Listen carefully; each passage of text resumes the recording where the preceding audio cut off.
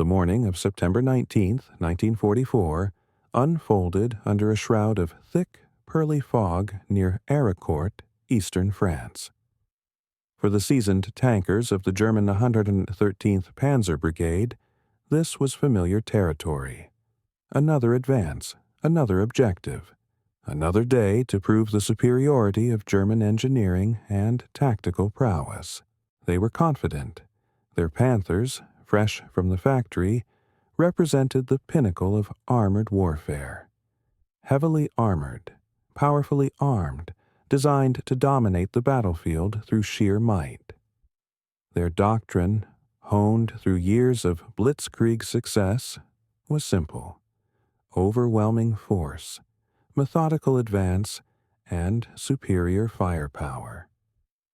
They believed they knew their enemy, and they certainly knew what a tank destroyer was supposed to be: a slow, heavily armored bunker, an anti-tank fortress. But on that fateful morning, their carefully constructed world was about to be shattered.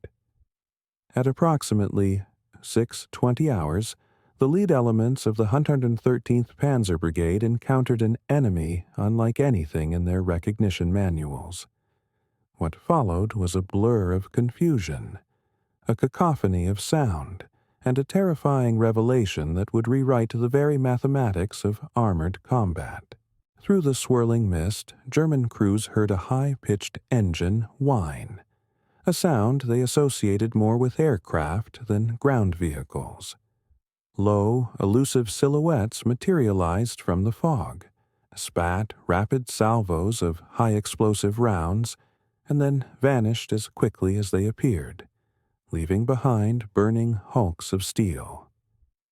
The entire attack pattern lasted less than 20 seconds per engagement. In just 5 minutes, 3 Panthers were destroyed, caught in a deadly ballet they couldn't comprehend. This was not a conventional fight. This was something entirely new, something audacious and unnervingly fast. The Germans, with their rigid adherence to doctrine and their faith in heavy armor, were utterly unprepared for the M18 Hellcat, America's radical new tank destroyer. This was a machine that could reach 55 miles per hour, faster than any tracked armored vehicle in existence. It was a weapon born from a philosophy antithetical to everything the Wehrmacht believed: speed as armor, mobility as survival, agility as lethality. The M18 Hellcat was not just a vehicle, it was a paradigm shift. Its very existence was a challenge to the established norms of armored warfare. For decades, the prevailing wisdom dictated that a tank, or any anti-tank vehicle, needed thick armor to survive on the battlefield. The Germans, with their mighty Tigers and Panthers, embodied this philosophy, creating steel beasts that could absorb incredible punishment while delivering devastating blows. Their Jagd Panthers, purpose-built tank destroyers, were essentially mobile armored bunkers, prioritizing protection and raw firepower. But the M18 Hellcat chose a different path, a daring gamble that traded brute force for sheer velocity. This wasn't an oversight. It was a deliberate and calculated engineering decision rooted in a deep understanding of the evolving nature of mechanized warfare. The genesis of this radical concept can be traced back to December 1941, a dark period for the Allies. German blitzkrieg tactics had decimated Poland in 35 days and France, despite possessing the largest army in the world, in a mere 6 weeks. The Wehrmacht's panzer divisions had demonstrated an undeniable truth. Mobility and concentration of force could render static defenses obsolete. Lieutenant Colonel Andrew Davis Bruce, a cavalryman by training with an innate understanding of speed and maneuver, stood before a classified briefing at the War Department. He saw the future not in matching German tanks ton for ton, but in negating their strengths through an entirely different approach. Bruce proposed a vehicle that would hunt tanks the way cavalry once hunted infantry, through overwhelming speed, unexpected surprise, and superior mobility. His vision for the nascent tank-destroyer force was encapsulated in a simple, potent motto: seek, strike, destroy. This was a profound conceptual departure, essentially suggesting that the best defense isn't a thicker hide, but the ability to simply not be there when the enemy fires. It was a philosophy of evasion and engagement on one's own terms, a precursor to modern active protection systems that aim to avoid being hit rather than absorbing the impact. The U.S. Ordnance Department quickly moved to translate this vision into reality. The specifications for a fast tank destroyer evolved rapidly through 1942, starting with a 37mm gun, then upgrading to 57 mm, then 75 medium, and finally settling on the potent 76mm gun. Various chassis and suspension systems were considered, including the Christie suspension, before settling on torsion bars that offered a superior balance of speed and cross-country performance. By April 1943, Buick's T-70 prototype demonstrated speeds that seemed utterly impossible for a tracked vehicle, defying all conventional wisdom. It was a testament to American industrial ingenuity, adapting automotive production techniques and engine technology to military needs. German intelligence, when they first caught wind of American tank destroyer development, dismissed it with characteristic arrogance, labeling it as typical American naivety. Their doctrine, forged and proven over 4 years of intense combat, dictated that effective tank destroyers had to possess heavy armor and powerful guns, like their own 88mm armed Jagd Panthers, which weighed a formidable 46 tons. The notion that Americans would deliberately build a mere 7-ton vehicle with armor no thicker than 25mm seemed militarily absurd. It was a failure of imagination, a classic example of judging new paradigms through the lens of old ones. They couldn't conceive of a weapon that intentionally sacrificed the very attribute they considered paramount for survival. But the battlefield has a brutal way of correcting such intellectual oversights. The first jarring encounter for the Germans occurred on May 23, 1944, during the Anzio breakout. Elements of the elite Hermann Göring Panzer Division found themselves facing the nascent M18s. The division's daily combat report to the 14th Panzer Corps noted, almost cautiously, that the enemy employs new tank destroyer type. Vehicle speed estimated 70 to 80 kilometers per hour. 2 Panzer IVs were destroyed before the mysterious vehicles rapidly withdrew. German crews reported encountering vehicles that moved unlike anything in their recognition manuals. Low profiles racing across the battlefield at speeds they associated with wheeled reconnaissance cars, not tracked vehicles carrying a 76mm gun. These reports made their way to Berlin, where they were filed dismissively as unconfirmed and likely exaggerated. The German High Command, steeped in their own doctrine and perhaps unwilling to believe that the enemy could innovate so radically, concluded that experienced crews were simply overestimating enemy capabilities under the stress of combat. This dismissal was a critical strategic blunder, costing them valuable time and denying them the opportunity to develop effective countermeasures. The psychological effect of an unknown, elusive enemy was not properly accounted for. They assumed that speed was merely an exaggeration, not a fundamental design principle. The full, devastating revelation arrived in September 1944. The U.S. Third Army's relentless advance through Lorraine had stretched German defensive lines to their breaking point. In a desperate attempt to stem the tide, Hitler personally ordered a counteroffensive, aiming to recapture Nancy and destroy Patton's audacious spearhead. General Hasso-Manteufel's 5th Panzer Army assembled its best available units, the newly formed 111th and 113th Panzer Brigades, equipped with factory-fresh Panthers. Their mission was clear: push back the Americans, restore the line, and reassert German dominance. Little did they know, their path would cross with the 704th Tank Destroyer Battalion, attached to the 4th Armored Division's Combat Command A, whose M18 Hellcats were strategically positioned around Ericourt.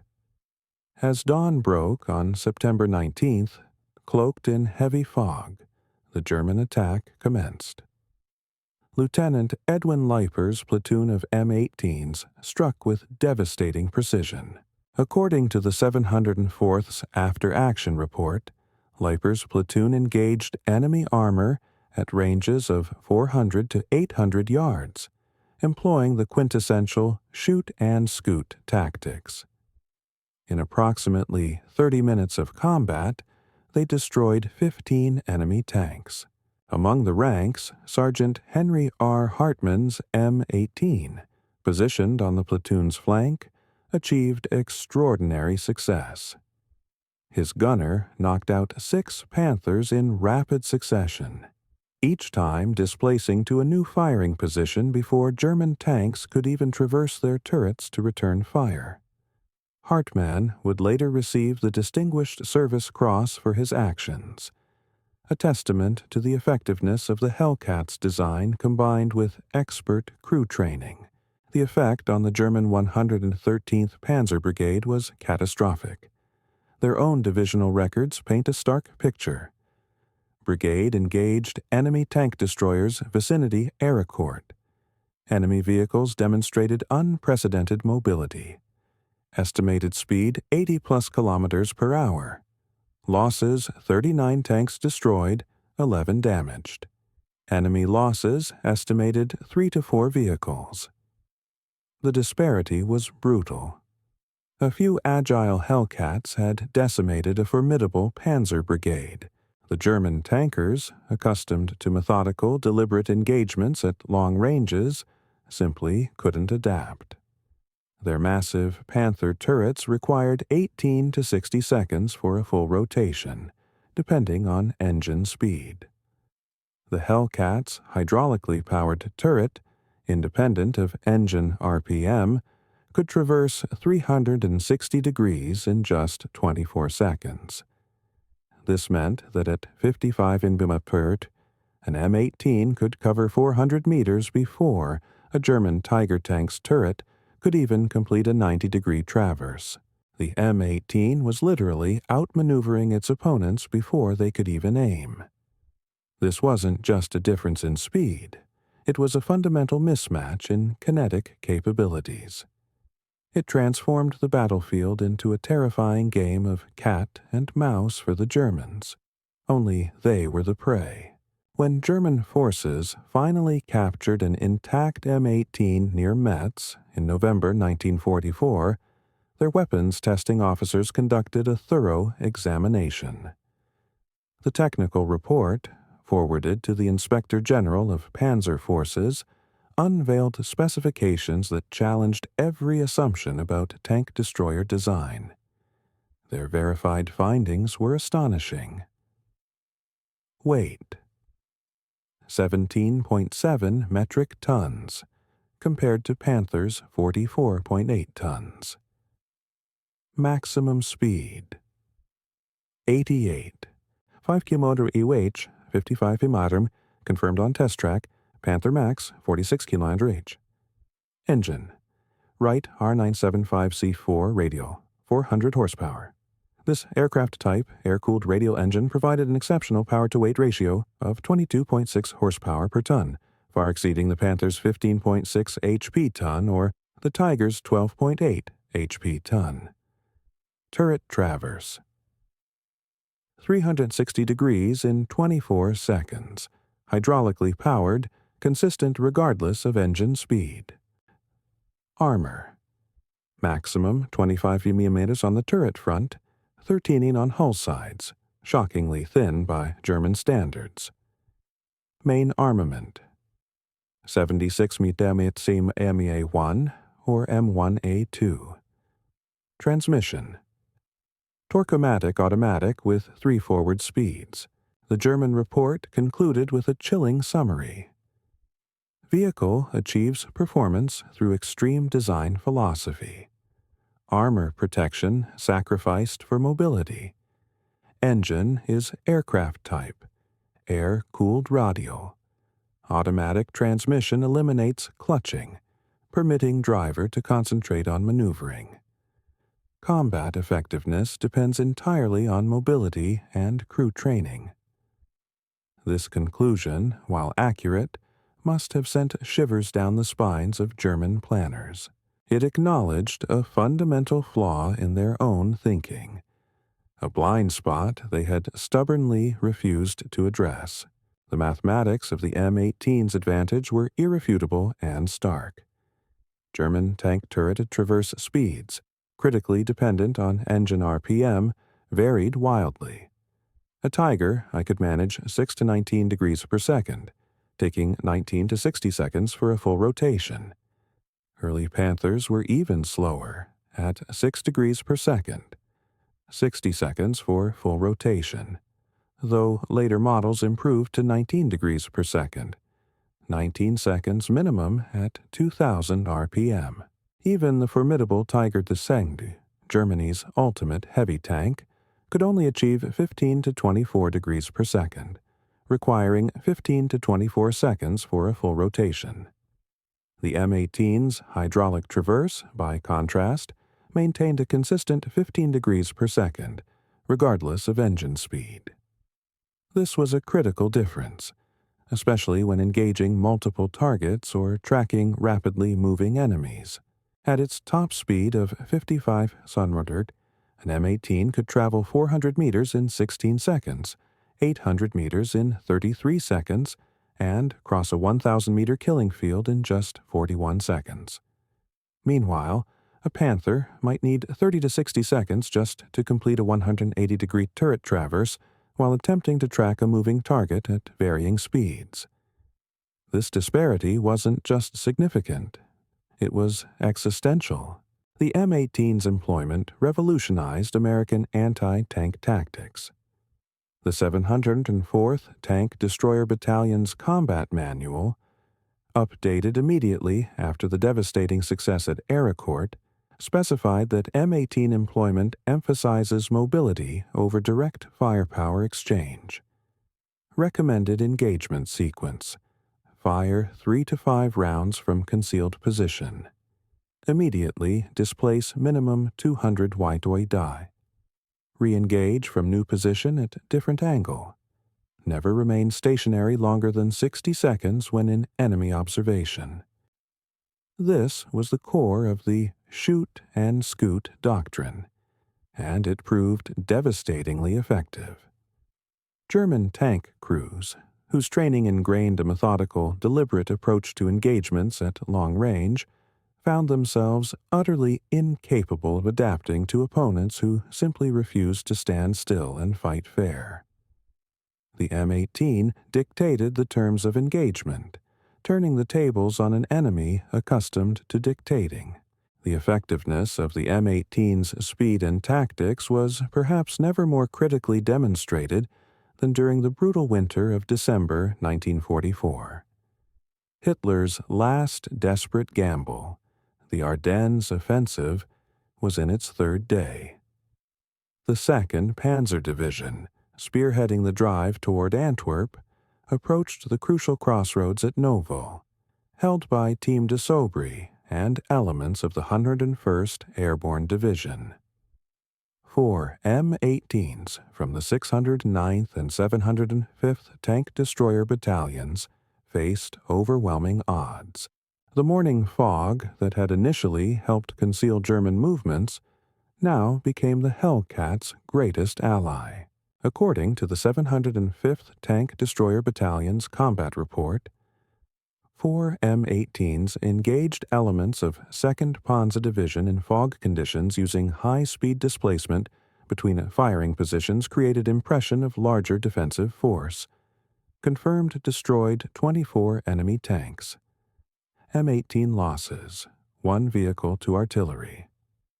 The Hellcat's tactics were simple but brilliant. Fire 2 or 3 rounds, then immediately reverse at full speed into the fog.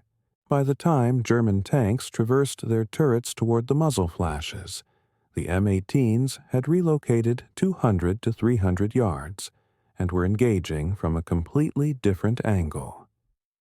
It was a masterclass in psychological warfare through mobility. The 2nd Panzer Division's War Diary recorded the impact. Encountered strong tank destroyer resistance at Noville. Enemy vehicles of high mobility operating in fog, unable to effectively engage due to rapid displacement of targets. Attack suspended pending reinforcement. This 48-hour delay proved absolutely critical. It bought precious time, allowing the 101st Airborne to strengthen Bastonia's defenses and ultimately hold the vital crossroads, preventing a catastrophic German breakthrough. At Noville, the Hellcat proved that speed could not only destroy tanks, but could also buy time, confuse the enemy, and fundamentally alter the strategic outcome of a major battle. It was a potent demonstration that the perception of force could be as effective as the actual force, given the right tactical application. By November 1944, German commanders were desperately trying to develop tactics to counter the M18 threat. General Hasso von Manteuffel, now fully aware of the danger, issued tactical guidance to the 5th Panzer Army. Enemy M18 tank destroyers confirmed, capable of 80+ kilometers per hour road speed, 40+ kilometers per hour cross-country. Standard engagement procedures must be modified. Do not attempt to track moving M18 with turret traverse. Preposition turrets on likely displacement routes. Employ infantry with Panzerfausts on flanks. Use artillery to suppress suspected positions. Avoid pursuit. M18s will always outrun our vehicles, but these adaptations proved largely ineffective. The M18's speed advantage was simply too great, and German crews whose entire careers had been built upon years of training that emphasized deliberate, precise gunnery over rapid, improvisational response couldn't overcome their ingrained habits. Their technical limitations also played a crucial role. The M18's consistently fast hydraulic turret traverse meant it could acquire and engage targets far quicker than German tanks, especially when the latter's engines were at idle or low RPM. The very foundation of German tank combat doctrine, which prized the long-range decisive kill, was systematically undermined by an enemy that refused to engage on those terms. It was a clash of philosophies, and the faster one was winning. The production of the M18 Hellcat itself tells a fascinating story of wartime industrial capability.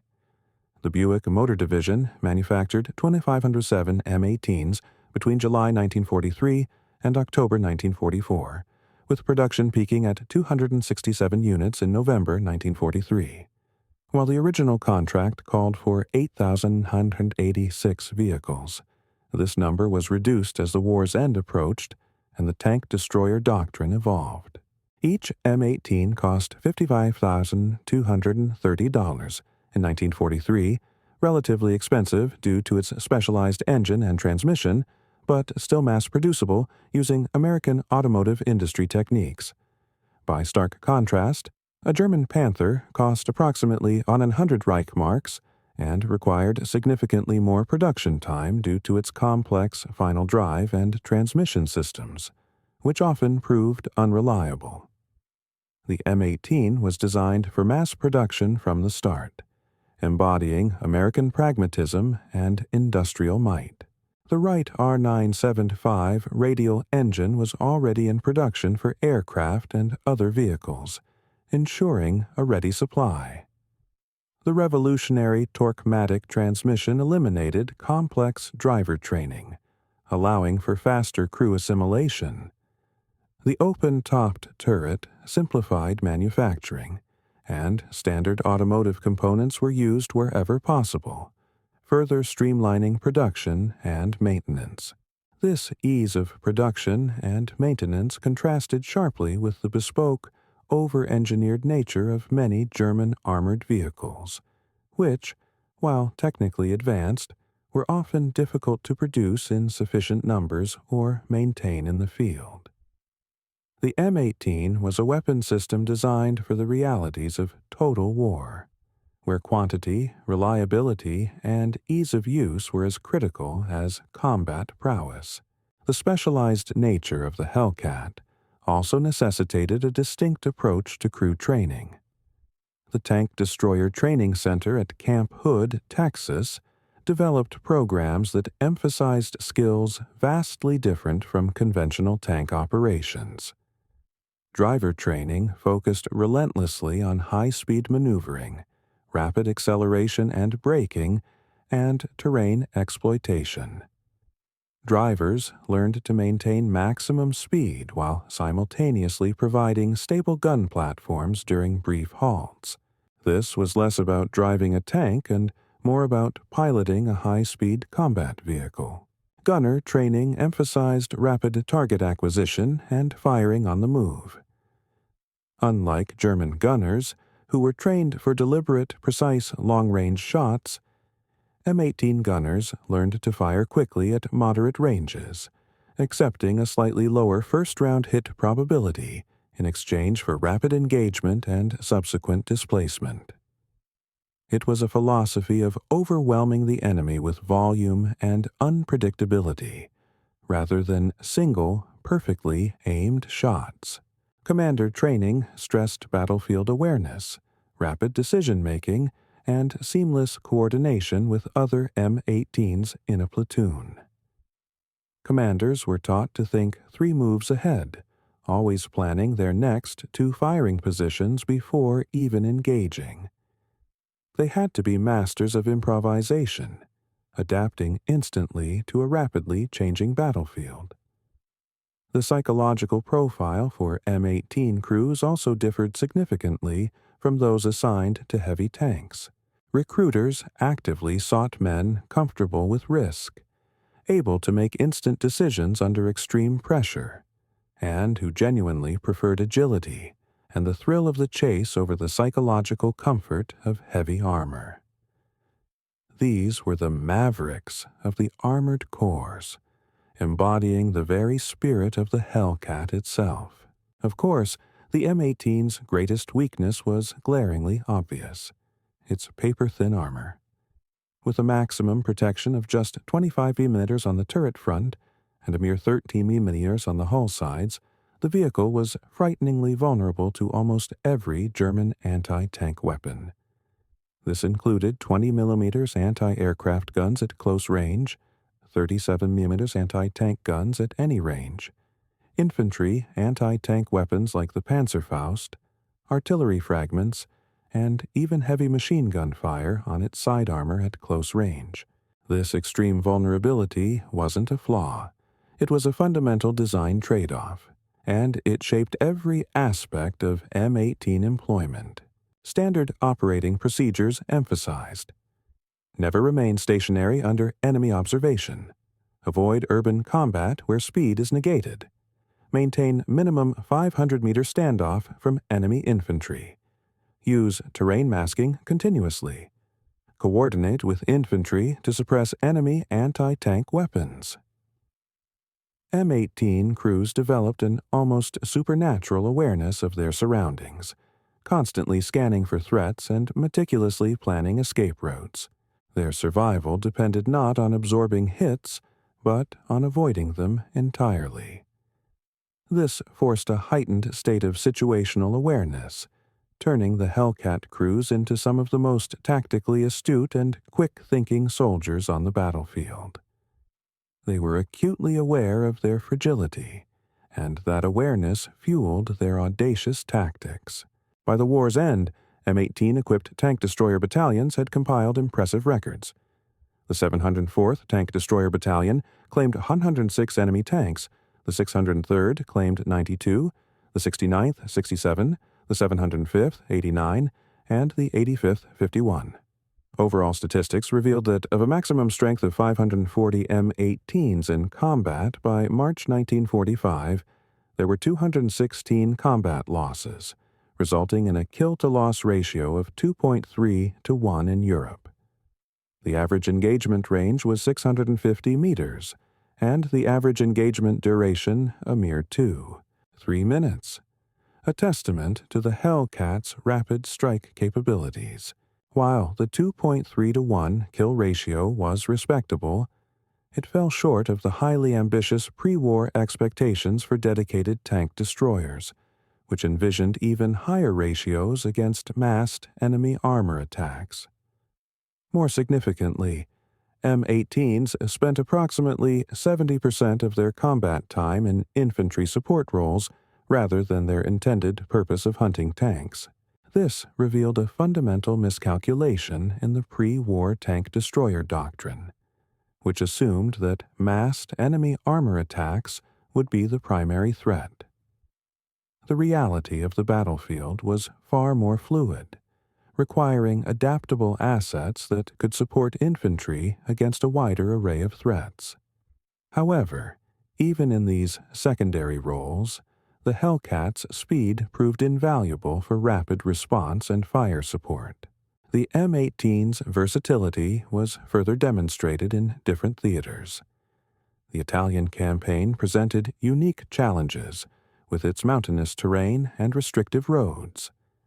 Yet, the 85th Tank Destroyer Battalion, operating M18s in these conditions, discovered that even there, the Hellcat's mobility provided significant advantages. The vehicles could rapidly redeploy between threatened sectors using winding mountain roads where heavier vehicles struggled, quickly reinforcing defenses or launching flanking attacks. During the Gothic Line battles, M18s would race to commanding heights, engage German vehicles in the valleys below, then relocate before counter-battery fire could arrive. German forces in Italy, accustomed to the generally ponderous Allied movements in difficult terrain, were repeatedly surprised by the M18's rapid response times. A German corps-level report even noted, "Enemy tank destroyers demonstrate ability to concentrate rapidly at threatened points. Speed of redeployment prevents effective counterfire." This was another confirmation of the Hellcat's core philosophy, proving its worth in unexpected environments.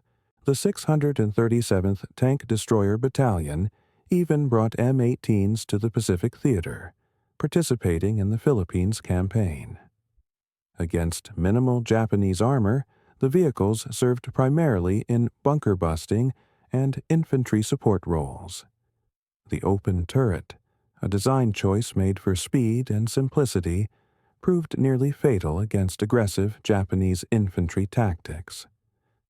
Crews quickly improvised, welding overhead covers and chicken wire screens to defend against grenades and satchel charges dropped from above.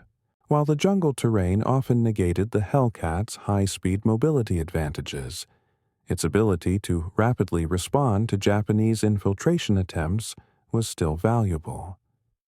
This adaptation highlighted both the M18's inherent vulnerabilities and the ingenuity of its crews in overcoming them, showing that even a specialized design could find new utility through human innovation. The M18 incorporated several truly revolutionary features that collectively forged its unique capabilities and foreshadowed future developments in armored warfare. Torquematic transmission. This automatic transmission, developed by General Motors, was a game changer. It eliminated manual clutching, allowing drivers to concentrate entirely on maneuvering at high speeds rather than fumbling with gear selection. With 3 forward speeds shifting automatically based on speed and load, it provided a seamless, intuitive driving experience critical for maintaining the Hellcat's high velocity. Torsion bar suspension. Providing an impressive 14 inches of wheel travel, this suspension system was key to the M18's ability to maintain sustained high-speed movement over rough terrain. Its long travel absorbed impacts that would have damaged less advanced leaf-spring vehicles, ensuring a relatively stable platform for gunnery even at speed. Wright R975 radial engine. This 9-cylinder, air-cooled aircraft engine was the heart of the Hellcat's power. It provided an exceptional power-to-weight ratio. Early C1 models produced 350 horsepower, while later C4 versions generated 400 horsepower. Air cooling eliminated vulnerable radiators and complex coolant systems, further simplifying maintenance and reducing potential points of failure in combat. Hydraulic turret traverse. Powered by an electric motor driving a hydraulic pump, this system provided a consistent 15 degrees per second traverse, regardless of engine speed or vehicle movement. This was a critical advantage over German manual traverse systems, which varied wildly in speed and often required the tank's main engine to be running at high RPMs, making them less responsive in dynamic engagements. The M18's combat record, despite the eventual disbandment of the tank destroyer force in November 1945, profoundly influenced post-war armored vehicle development.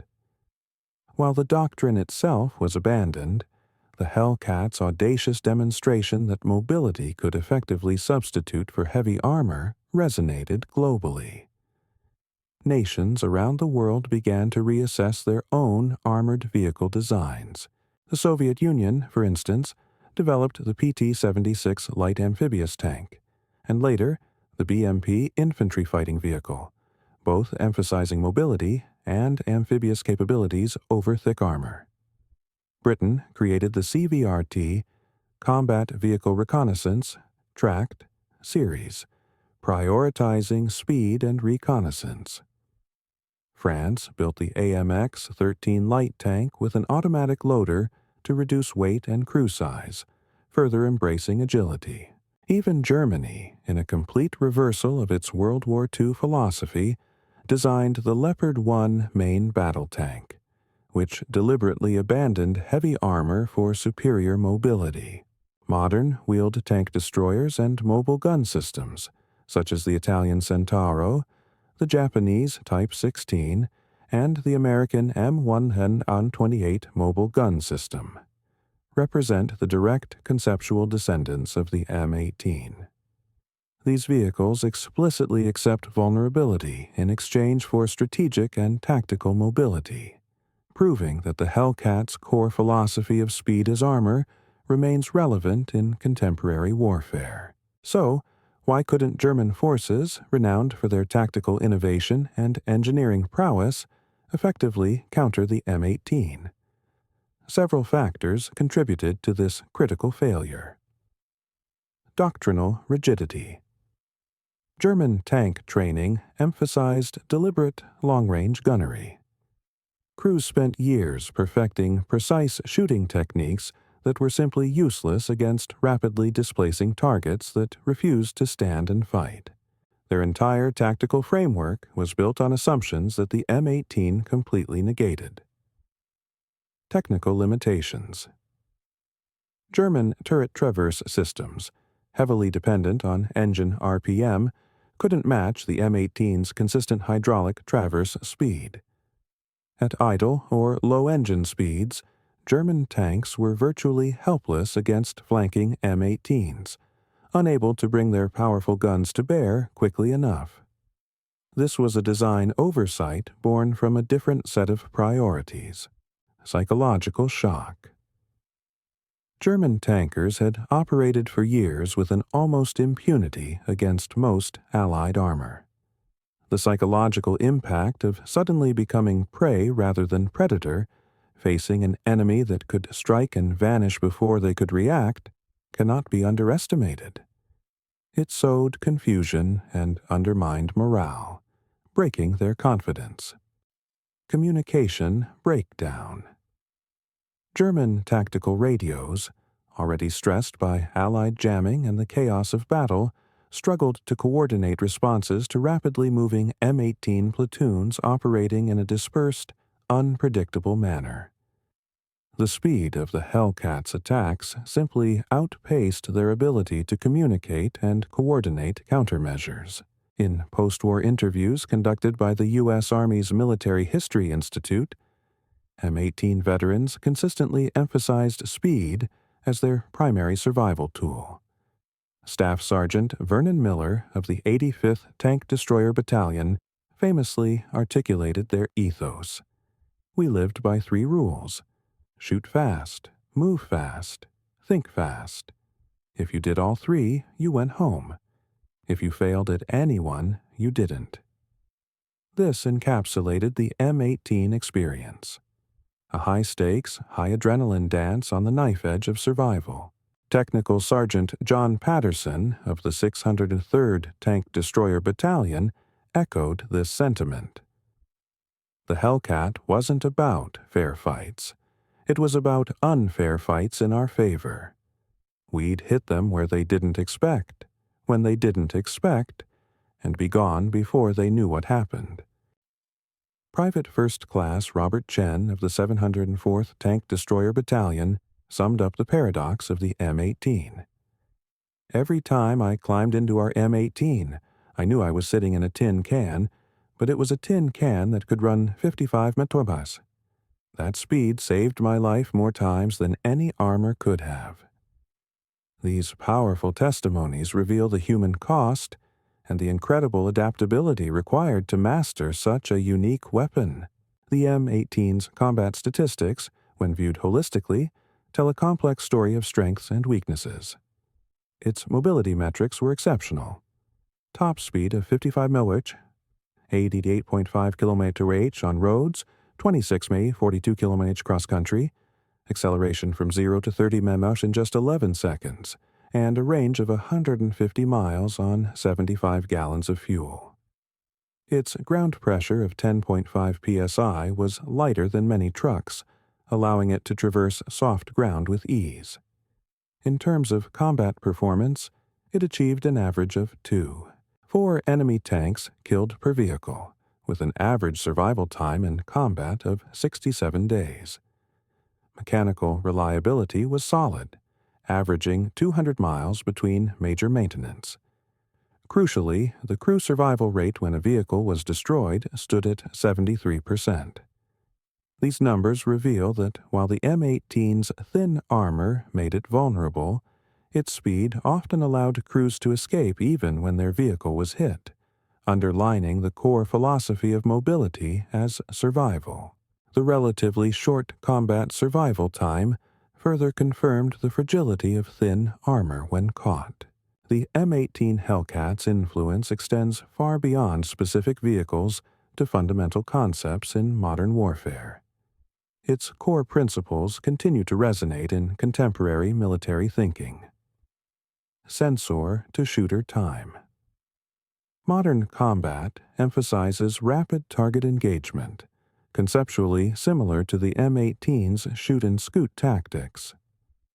Identifying a threat and engaging it before it can react is a direct legacy of the Hellcat's approach.